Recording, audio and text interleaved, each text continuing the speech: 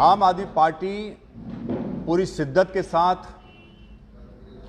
अपने जज्बात और ज़मीर के साथ देवभूमि उत्तराखंड के नवनिर्माण के लिए प्रयासरत है। इसी परिप्रेक्ष्य में हमारे चुनावी कार्यक्रम केवल वोट अर्जित करने और जनता को भ्रमित करने के लिए नहीं, बल्कि उत्तराखंड की महान जनता से रूबरू होने के लिए, ज़मीनी स्तर पर उनकी ज़रूरतों को जानने के लिए, उनसे मिलने के लिए, उनके विचारों को जानने के लिए हमारे नेता ज़मीनी स्तर पर जाते हैं। और हमारा लक्ष्य है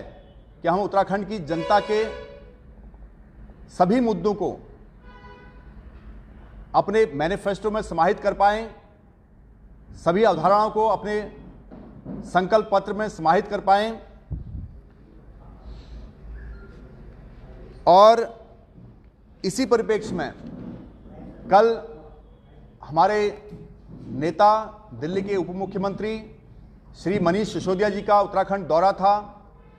उत्तरकाशी का दौरा उन्होंने किया, भगवान विश्वनाथ के दर्शन करते हुए जनता को संबोधित किया और एक रोड शो भी निकाला। और वहीं उच्च हिमालयी क्षेत्र से,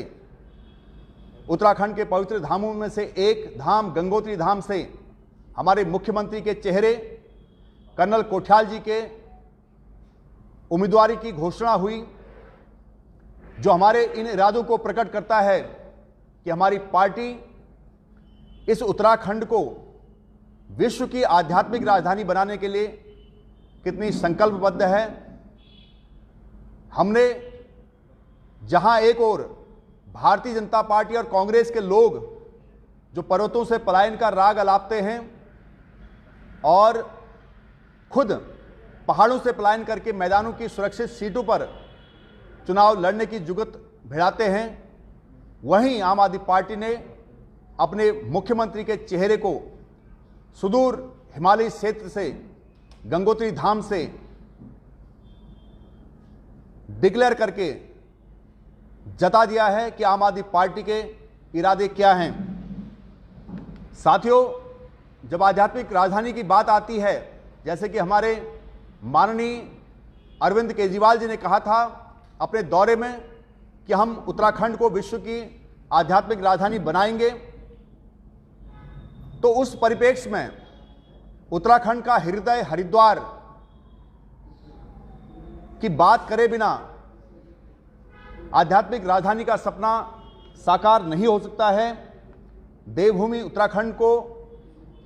विश्व की आध्यात्मिक राजधानी बनाने में हरिद्वार का भी बड़ा महत्वपूर्ण योगदान है और आगे होगा।